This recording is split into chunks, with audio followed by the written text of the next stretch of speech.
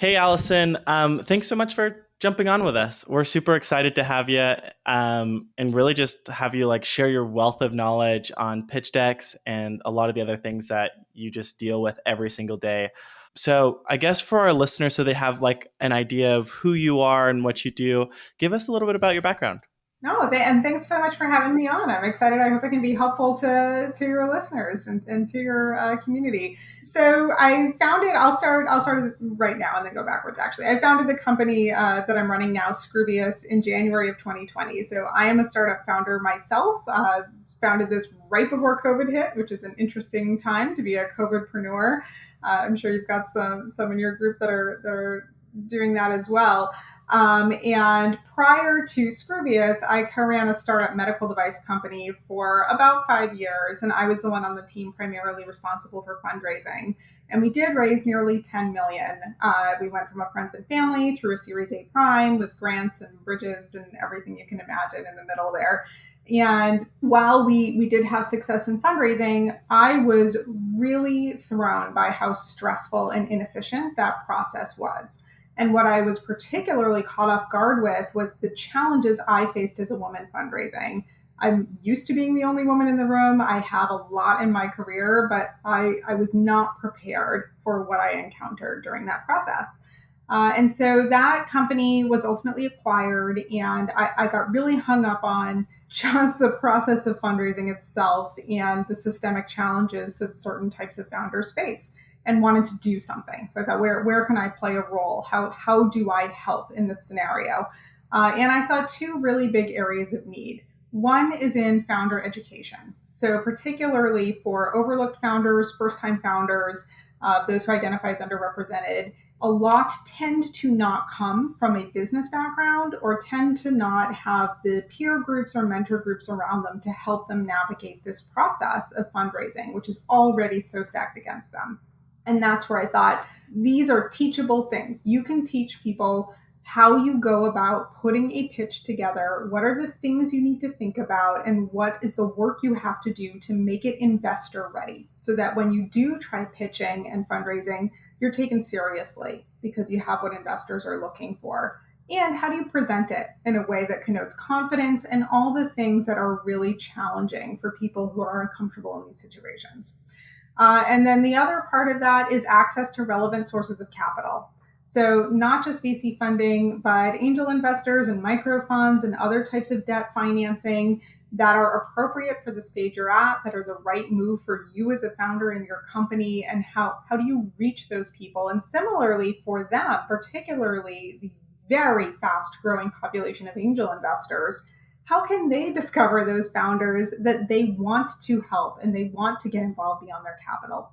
And that's the side of my business that I'm building now. But we're starting with the founders, and that's what we do with Scrubius is we're building a really scalable, approachable, affordable platform to provide the tools and the personal feedback on pitches to founders so that they can get out there in the right light. And I've got a whole lot more in my background, including lots of psychology science and building and leading tech startups and data analysis and market research and whole I bag of mean, we could stuff. just go forever, right? Sounds like you're, and it's funny because if our listeners get on your LinkedIn, they'll take a look and they'll notice that like you're an advisor in like 10 different businesses, and you're like a mentor, and another one's like I feel like you're just somebody that's just a huge wealth of knowledge. I do want to step back just a touch. So your background is psychology, correct? You were on track to be like a clinical psychologist, and you applied for like a big hospital job. And didn't it like really just affect you? Didn't it? Like, tell us about Oh that. my gosh, what did you listen to? Where did Don't worry about it. I just we just we have some really good show producers that have done some research, and it's just kind of interesting because that was a defining moment for you, correct? Yeah. Oh my gosh, I'm so impressed with the research you did before this. So you must have listened to, I actually do a lot of speaking and workshops with students, and in particular female students. And, I've spoken to a lot of particularly universities in the Northeast. But I am a big believer in showing people and having people hear from success stories in a profile that they relate to. So for me, it's a woman entrepreneur. And having them see someone who has lived through what they're currently facing And so, yeah, it was defining for me, particularly in undergrad. I don't, maybe it was the Stanford one. I'm like baffled that you listened to this. But I was totally set on being a clinical psychologist in undergrad. Like all I did was psychology. I was in the basement doing lab work. I did an honors thesis. I all that It stuff. defined you. It was who you were. Was this a Yeah, psychology major? Wow. totally who I was. I still am so passionate about psychology and I Yeah. love the principles. And in fact, me doing all the speaking I do is something called the repeated exposure effect, where the more you see something, the more it becomes normalized. And I want Yep. to be part of that, of normalizing me as a woman and as a mother in technology and in leadership and in entrepreneurial roles. But yeah, I applied for this job at a local state hospital that I was totally overqualified for, should have gotten it, didn't get it. And it really shook me. And I thought, well, what was it? Why didn't I get it? And what do I do now? Because that was what I was going to do. And it really, it made me question a lot of decisions that I was, the path I was charging down, which was totally like go to school for another 10 years and have a residency, right? And then become a doctor. And like, that's your life. And I thought maybe there's something else I'm supposed to do, right? Like maybe there's a reason that this happened and this shook me. And I decided not to apply to PhD programs right away, but to take a year when I graduated and try business and see how I liked it. And it was, because of I'm that. going to take it that you kind of liked it a little bit. Yeah. Oh my gosh, I loved it. It's a little bit sad. I had some professors who were not happy with me for leaving the sciences, but a lot of people do who are high energy or, kind of a type A-ish like I am. Because in business, you can move fast and you can see results from what you do. In science and academia, it takes forever. Yeah. Not only that, so like I remember when I was in college, I took a sociology class and I loved it. I loved the study of people. And so then I started going to the psychology of the study of the thought of people. And I thought, this is really cool, like how people think about different things. And suddenly that transitioned to like brand, right? Your brand has a lot. And there is so much psychology and sociology when it comes to business. So I feel like you're still using those exact same skills every single day. And let's talk specific about pitch decks, right? Because in a pitch deck, you have how many seconds to catch someone's attention, right? That's all. That's psychology, and that's how you know that. Like, listen, and I think that's the reason why you're so good at what you do is because you had such a huge passion that just transitioned to the business world. Yeah, absolutely. I mean, using principles of psychology, but more so just understanding human behavior. Yep. Because no matter where you come from or what you're doing or how much power you have, we are all humans and our brains function the same way. And there are principles and things that you can understand that help you relate to people in other situations and help you understand how they will become interested in what you have to say. And that is true in pitch decks, which is really, storytelling and coming up with your business plan to tell it to the person. It's understanding your audience. There's so many things that impacts. And sociology is the same, anthropology, right? All these studies of how humans behave and how you can influence that behavior is applicable in any business situation. Yeah. Well, and like fundraising is like one of the, it's like super hard, but then when you start to pull in like the psychology and like a true plan, like and everything together, it becomes like super effective. And so what you're doing like at the end of the day is like a super cool thing. And what I kind of want to talk about like the fundraising that you had to do and like you living through it, right? Like you talk about like the more people see stuff in this example, I'm specifically talking about, women in tech. I want you to speak to like the challenging, basically things that you had to overcome, not only being like a woman in tech, raising, a little under $10 million for your company, and talk about like the difficulties and the things that were a part of that fundraising process. I mean, there's a lot to unpack there. Yeah, so much. And I talk to founders every single day who just the stories are unbelievable that you hear from people. But I think nearly any woman in tech can, give you some scary stuff that they've lived through. And I mean, from the very beginning, when I was in business, you're always kind of undercounted, or people compensate by over complimenting you on your confidence, or things that they believe are helpful to you or complimentary to you, but really it's undercutting your legitimacy from where you are. And it's pretty much the same in fundraising, right? So I forget the stat. It's like 98% of check writers are men. It's in the 90s, right? And so you're pitching men, and the overwhelming majority of them are white men, and they cannot viscerally understand the firsthand experiences that you have because they just have never experienced it, right? And so there are certain industries women represent where who they are pitching do not understand those industries. For me, it was a challenging industry to raise in to begin with. Med device, we ran human clinical trials. It's very capital intensive and risky, but because there's regulatory risk before you can de-risk it enough. And so it's difficult to begin with. And then as a woman, for me, I am always perceived to be younger than I am and not given that legitimacy of age. But on the flip side, if you become too old as a woman, you have your legitimacy questioned there too. So there's like I don't know what the Goldilocks zone is, but somehow it exists. I don't know. So you're constantly trying to qualify yourself. And, I talk about my kids a lot to make it clear that I am old enough to have 2 children and I have had a career, right? So don't treat me like I'm 20. I'm not. At the same point, I have enough energy and I know what I'm doing to run this company, and I'm not in the mold that maybe some people think I am. So there's a lot of just underlying bias and assumptions that happen, even at a level that people don't know that they're doing it, right? Not every person is a bad person and like trying to put down women or something. A lot of it is unconscious, and it just is, but it doesn't mean that you don't feel it. But it does mean that the person doing these things, and they can be micro things or have experienced macro things too, just don't realize that that's going on. The other piece of it that that I'm trying to address with Scrubious is often women or people of color, or pick your underrepresented segment, veterans, they often don't even get a first meeting. Like they don't even get the chance to experience that. They're blocked from it. Right. And for me, I do have advantages. I did go to business school. I do know how to present and how to put a pitch together. And I do get first meetings. And it's at the meeting when you get the chance to show the command of your domain and that you should be taken seriously. If you never get that first meeting, you never even get to be a legitimate person. And it's just such a blocker for diversity in startups.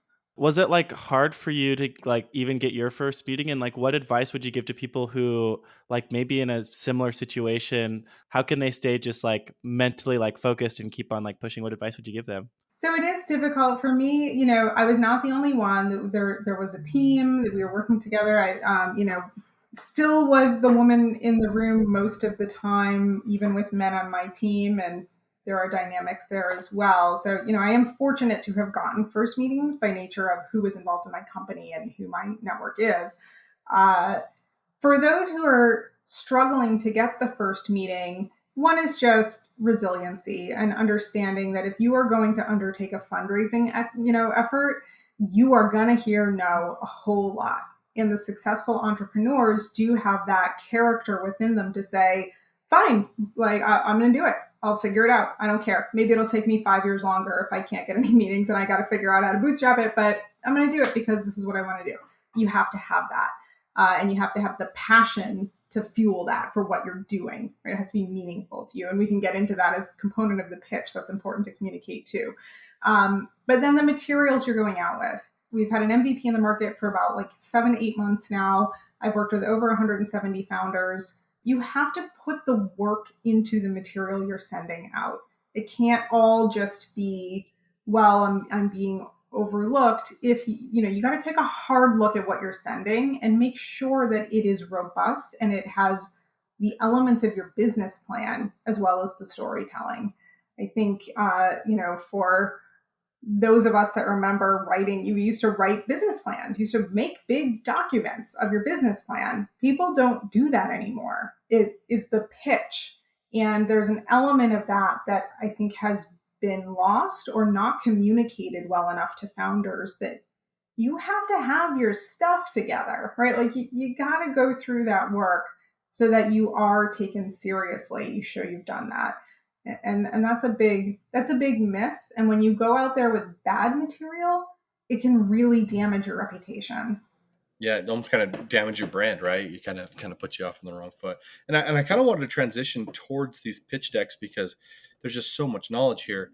What do you feel like a lot of, or maybe a handful of things that founders have, they always seem to have it in their pitch deck that they probably don't need to have in there? If you have time. Yeah, so there's some stuff that is usually missing that does need to be in there. And in terms of what's in there that doesn't need to be, in terms of material, in your core, you're going to have different versions of your deck, right? But so let's focus on that kind of core first deck. Say you're sending it out to cold contacts or warm contacts, but it's your first piece of material that you're sending out. I don't advise having financial projections in there. There's research, DocSend puts out some good research that shows that actually the minority of entrepreneurs include financial projections. So you are in the norm if you don't. And for those that do, particularly if you're a woman, investors tend to focus on that piece of it. And it can actually be more harmful because they're not paying enough attention to the core of your business and the storytelling and the mission. They're focusing on these numbers that you put in front of them. And if you're raising a pre-seed, right, like if you're friends and family pre-seed or even seed, projections are projections. The important part is the assumptions behind it, but the numbers are like your best guess, right? Because you don't have historical sales data. You don't have everything figured out. Any investor knows you're going to pivot. These numbers are not actual reality. They really want to know your thinking behind them. You can do that in the second or third meeting. You don't have to do it in the first meeting. So just so our listeners understand, 70% of the pitches that investors are looking at don't have financial projections. Right. And so you're in the norm for that. Right. You're in the norm for that. And I'm not saying don't do them. You should create financial projections. I recommend 2 to 3 years. When you go beyond 3 years, if you are pre-revenue or newly post-revenue, again, we're like in the realm of fantasy. This is not what it's going to be in 5 years. And your thinking behind it is more important. But you do need to do those projections for 2 to 3 years, but you don't need to include them in the first pitch. Because remember, the goal of a first pitch is get another meeting. The goal is not get a check. No one's writing you a check after your first pitch. So you got to communicate things that will make them interested enough for a second meeting. Then you can get into your financial projections. So there are two things that I kind of want to like unpack here. And the first one is this idea of having like multiple decks. Is that just for, pitch 1, pitch 2, pitch 3, or why would you have more than one deck in general?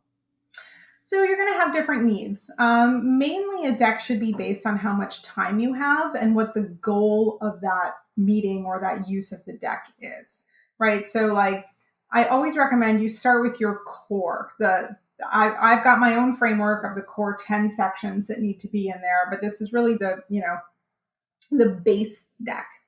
Then you can have as many backup slides as you want, but like don't delete slides, just put them in your appendix, have all the backup slides you want. And then depending on the type of meeting you're having, you can move them in and out of your deck. So I recommend that as opposed to having a bunch of different versions of your deck. But for instance, if you have your core deck that you're sending out to, you're cold emailing it to investors and you want to get a meeting with them. If you do get a meeting, chances are it's going to be 30 to 60 minutes long. You're going to have probably 10. You want your deck to be about 10 minutes of presentation material. That's longer. That's different. You can go into more depth. You can have more examples of your actual product or screenshots or, a demonstration. You can have your financial projections. Move those slides up in there because it's relevant to that meeting. So different versions of your deck really just means how much time do you have and what is the goal of that meeting so that you can focus on the elements that are important. Okay. Well, and my second question, like with that, is like, what advice would you give to people to get that second meeting? Because I think of like sales, I don't know, part of like discovery is to book like that second call. Like, is there a same like trend there, like with getting that second meeting after the first one, or is it just waiting for an investor to email you back being like, I want to hear more? So, I mean, if you have a good first meeting, kind of like if you're a good salesperson, right? At the end of it, you're going to have a feeling. Did you vibe? Do you think they're interested? And you would ask, right? A good salesperson would say, how did this go? Are you interested? Do you think you're interested in talking again or learning more? You can ask those questions, because this is really core. This is a core piece of advice that I always remind founders of, particularly those that are underserved or overlooked. The power dynamic should be equal. Just because the investor has money that you need for your company doesn't mean that they are more powerful than you. They need you to make money, right? Like, they're sourcing. They need to invest in good opportunities. And if you truly believe that you have a good opportunity that can make an investor money, you are equal there. You are offering them the chance to get in on what you're building and profit from it, right? So have that attitude when you're pitching. You're not a beggar. You have a good opportunity that you are letting someone in on.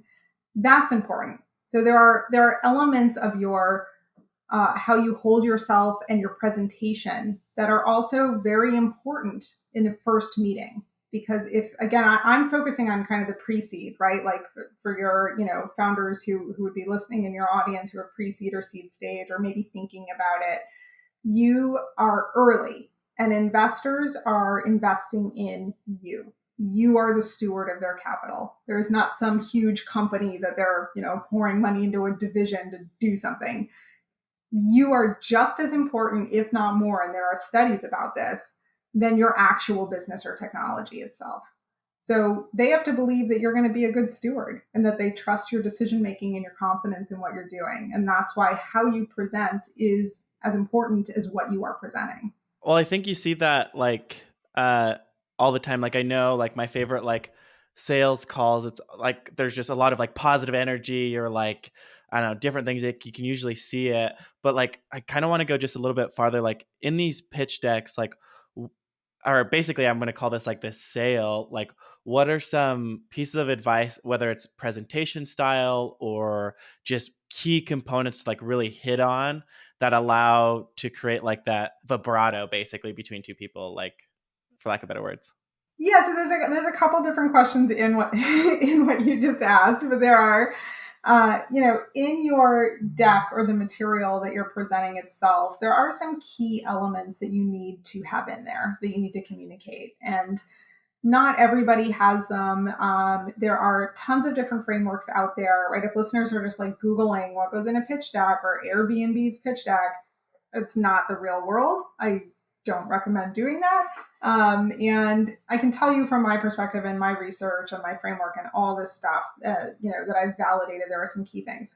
One that I often see missing, but is so important, is along the lines of what I was just talking about, with the person being as important as the business. Why are you doing this? What is your origin story? It's missing from so many decks, and a lot of it is founders thinking they shouldn't have it in there, that they should be more formal and just present the metrics and the business and keep personal out of it. Totally the opposite, especially at the early stage. Starting a company and asking for equity investment is a huge deal, right? That is a big thing that you decided to do. Why? Why did you do it is important. Because an investor knows that no matter how hard you think your startup journey is going to be, it is going to be harder. And they need to believe that you are in it for more than just potential financial return, so that you're going to stick with it when it does get that hard, and you're not going to run away, right? And the way to know that is your passion. What is your origin story? Why did you do it? It is so important to include. And I recommend kicking off with it. It's just a critical element of your pitch. And it's what relates to the humanity, right? Back to that psychology principle. People want to get to know you and feel something emotionally. I don't care how cold of an investor this person might be. They're a human and they want to feel that connection. And that's how you communicate it, right? Even think about Shark Tank, the way they film that show. That's not real life either, by the way.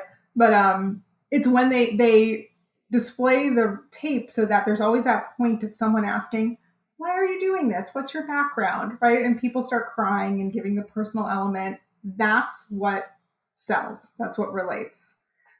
So put it in there. Put it in that deck. So you want to get personal with it a little bit. Absolutely. Yeah. Especially, I mean, again, pre-seed, like it's you, man. You decided to do this. You're running it. Why are you not going to run away? Why would you stick with it? It's got to be more. Got to be more than money.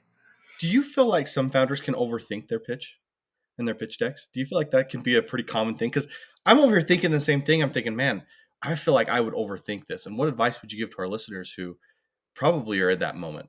Yeah, you absolutely can overthink it, and you're going to work on your deck forever, and it's going to be like the bane of your existence, and you're going to second guess everything for sure. One reason why that happens is you're giving hundreds of pitches, right? Like you're pitching all the time, and there is no standard, there is no authority on how you pitch. And you're pitching to individuals who all have their own opinion about what you should or should not do, and they will 100% conflict with whatever, like investor A is going to give you advice on your pitch and investor B is going to directly conflict with that advice. Founders will drive themselves crazy in their overthinking if they react to every single investor on the spot, right? If you pitch and someone says, oh, you should do this, and then you go back and you change your deck and you pitch again, you're going to get whiplash and go crazy. Don't do that. That leads to the overthinking and the stress that's unnecessary, right? It's your job as the founder to take it in and evaluate all the feedback. You look at it like feedback. It's like customer feedback from investors, right? What are you noticing patterns? Are lots of people saying the same thing about something? Okay, maybe change it. But marinate on it. Like let it sit with you before you rush to go change stuff. You gotta do it a bunch of times and make sure that you're being authentic to yourself. That's the other thing that overthinking or over fiddling with your deck can do, is it turns into something that's no longer what feels right to you, and investors will sense that. Well, I think like along those lines, like specifically, because I just think of even like myself as an individual. Like the other day, I was going in, just rebuilding like a specific website for like SEO, and I was like pulling everything in, and there's always just like these. I just think of like pitch decks. I was scrolling through LinkedIn, and it was like, come audit like the 250 decks that like were like put out there, and it's a common problem that I see in like software getting like that customer feedback, but I think a lot of people don't necessarily understand like or have like a plan on how to categorize like the things that are important and how to categorize the feedback that's like not important. And so like what advice would you give like along those lines? Because I mean, there's a bunch of different like investment groups that you can like pitch to, like whether like they invest in like specific things or like whatever else. So as like an individual, how do you decide which investors to actually listen to and which ones not, outside of just like hearing like the same thing over and over and over? Is can you like niche down with like a pitch deck and like niche to like a specific set of like investor groups or investor types? I think core to that is not getting caught up in the hype of pitching for the sake of pitching, right? Like the purpose of pitching is to get capital for your business, and you have to remember your goal. So as you're pitching investors, hopefully you are picking ones that are you think will be worth your time, right? So if you're early stage, I highly recommend trying to find individual angels versus only going after micro funds or angel groups or things that are more formal implementations of how they source and how they do diligence. You want to be selective. And the same goes for when you receive advice. Okay, well, are the people giving you feedback seriously considering writing you a check? Or is there a strong sense that they will write you a check? Look at their portfolios. Have they written checks to other people like you or other companies that are in your industry? Or are they just pontificating because they like to? Right? So I would evaluate how meaningful feedback is by how likely is the person giving the feedback to give you money. And if it's not very likely, maybe don't take it as seriously. That's a super good point, mainly because like I'm over here thinking like, man, I would just pitch whoever like opened the door for me.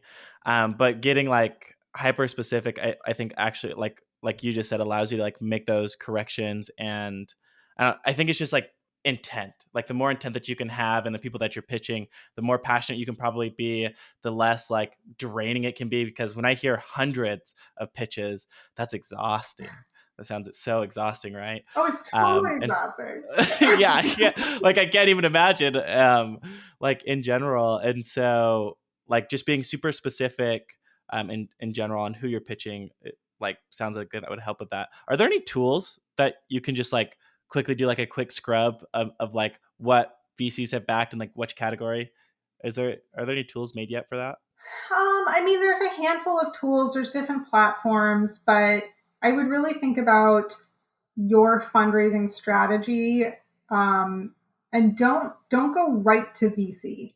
VC is not always the right answer. I think it's really romanticized, as is getting equity financing. You might not need it. You might have a slower go of things, but you can be just as successful. And you have to be ready. Like your business needs to be ready. You have to have hit certain milestones. But the same thing with taking feedback, like this principle holds true for so many things, is always look at your end goal. Think about what do you want the result of this effort to be? Don't do the effort just for the effort. So think about how much do you really need to raise to get to the outcome you want, and think about what that outcome is. Because if you are taking equity investment, that investor wants to make more money than what they put into your company, right? Which is part of like elements of your deck, like market size go to that, right? There's some math behind it depending on what type of return they want. VC funds, or any fund that has LPs that have other people that put money into it, have to return to those people also. There's a higher need for return. An angel investor is just a person who's investing that money. They don't need to return it to other people also. And a lot of the time at the early stage, they're happy if they get some money back, right? Like if they get more than what they put in, the score. If not, especially if they're investing in a founder they really want to help more than just their capital, that's great too. That's not true for everybody, but there's different species and different expectations based on the type of investor. So I do caution going right to looking at VC funds or tools that will segment a VC fund, especially if you're overlooked. Women and minorities get 2% of VC dollars or less, depending on how you segment that out. That means we have much better odds with other sources of capital. That's a pretty staggering number if you really think about it. Oh my gosh, it's crazy. I can tell you, even in, right, I've raised money for Scrubious, and I'm on that path because I want to build a venture-backed company. Investors questioned my statistics of just how little money women and minorities get from good sources, because it is shocking when you actually look at the numbers. Yeah.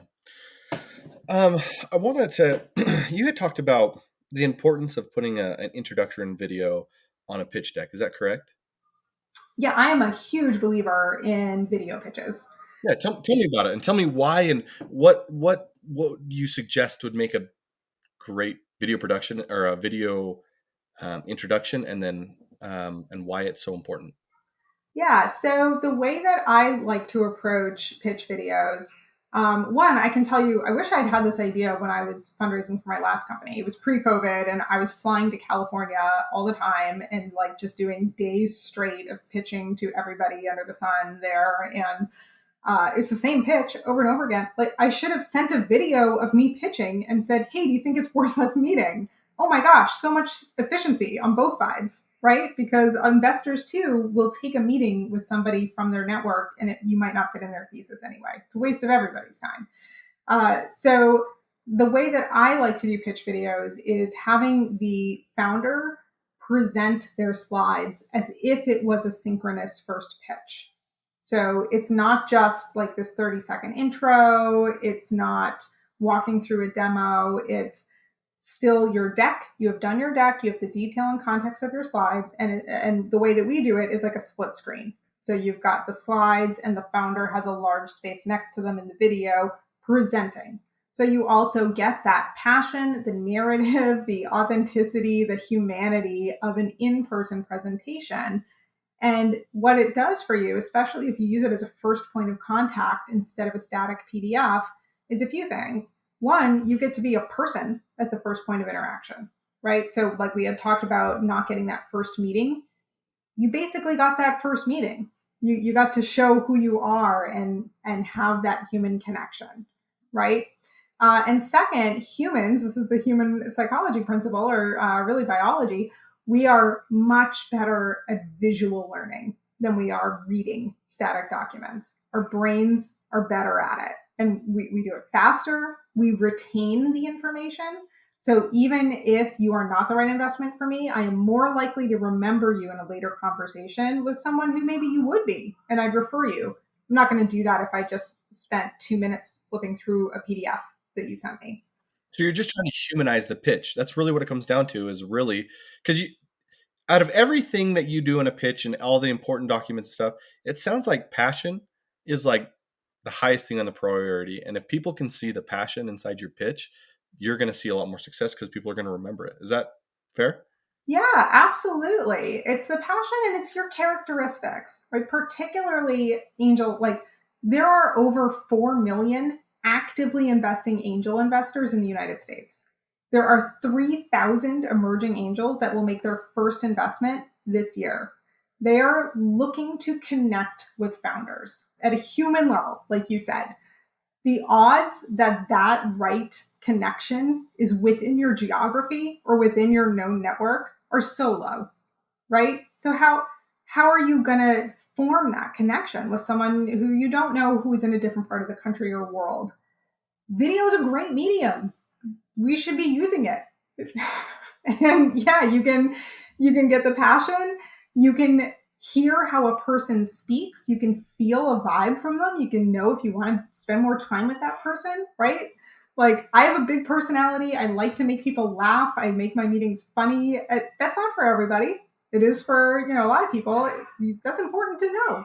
And you can get that within 20 seconds of watching me on a video. You can't get that out of a deck. So in terms of like structure and like production quality, are we talking like just like a Zoom, like kind of like a Zoom thing where you're just kind of like sitting down, walking through something, maybe sharing your screen? Are you thinking like hire like a videographer to come over and like help you like do stuff? Like where does the production quality need to be at? And like, what's the best way to like set yourself up for success when you're making these videos? You want it to authentically communicate who you are. There is a lot to be said for authenticity. So I don't recommend something that's produced. I don't recommend having like music underlying it, right? Or like cutting it. You're really trying to recreate. If I got an investor in a Zoom meeting and they said, give me your 5 minutes, right? Do that. So yeah, share your screen and webcam, tape yourself delivering your pitch. And there are free software products out there that will do that, right? And it's like whether you work with Scrubius or not, do that. There's no barrier to the technology to be able to split screen yourself and put it up on, YouTube or pick your service of choice. Well, and I feel like, again, like that aspect of overthinking it, right? Like, oh, I need to have this all polished. Or I mean, even Austin and I, when we talk about our business and putting out content, we find out that a lot of times the better content is the more raw. Like people just like that authentic feel.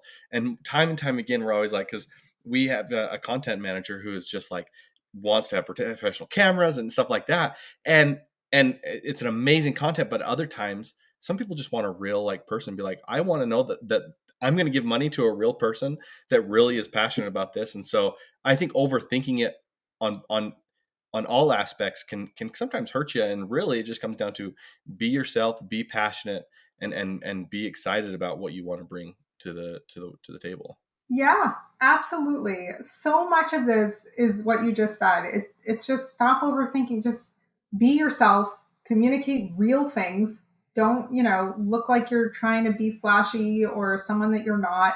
That's what investors want to see. And that's what people relate to. Even if it's take out the investor, you're doing a sales pitch or, trying to form new B2B relationships or like whatever it is.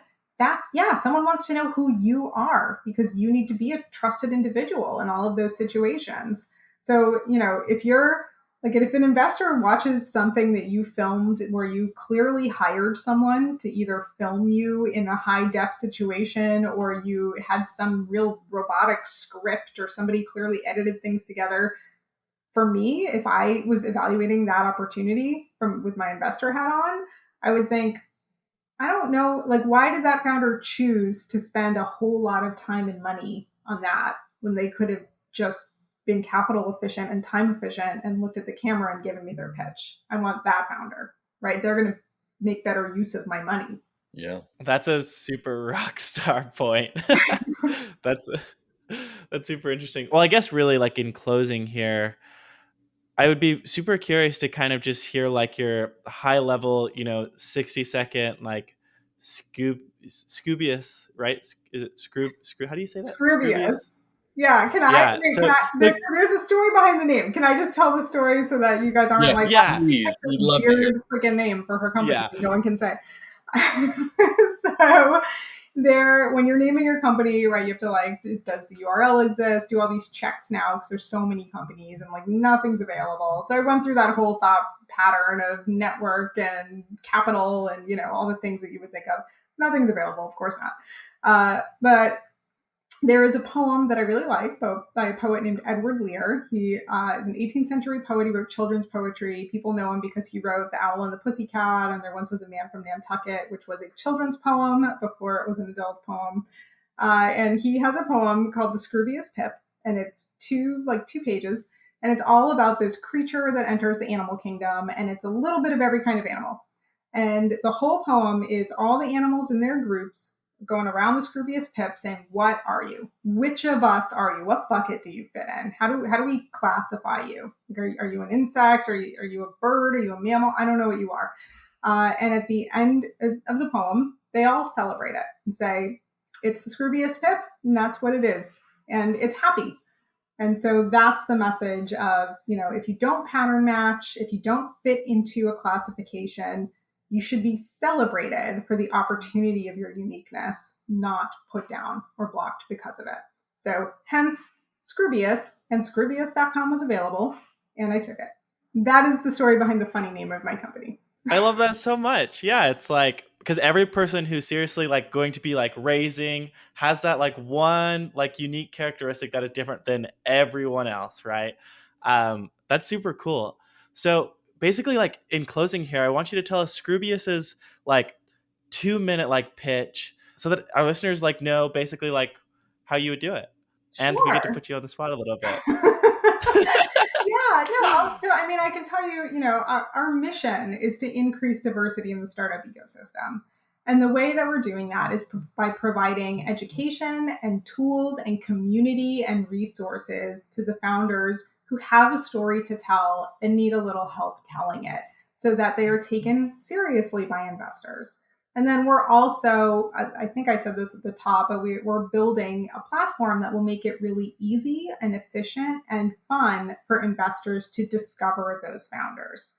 So that's what we're doing as a company. Right now, we're really focused on the founder education. We have a program called the Pitch It Plan, or we call it the PIP. So it is the Scrubious Pip, like the poem, that is in the market, right? Like we've worked with over 170 founders. People can sign up if they want on the site right now. And, I think I'd sent you, I'm happy to offer, a special discount to any of your listeners who are joining for this. But it's a whole great platform full of content and templates. Like, how do you do a bottom-up market size? I made it easy and approachable for somebody to do that with a pre-built workbook. And it comes with 3 points of personalized feedback on your pitch as well. So it is approachable, it is fun, it's available for you, and there's a great community of other founders. And whether anyone works with us in that capacity or not, I hope they check out. I put all my content, like this interview or other workshops I've done. I have a ton of content on our site just to help founders out. I'm super active on Twitter and LinkedIn. I really just authentically care about helping founders. That's amazing. So where can our founders find you? So LinkedIn, sounds you're active LinkedIn and Twitter. Yep. And then what's the website?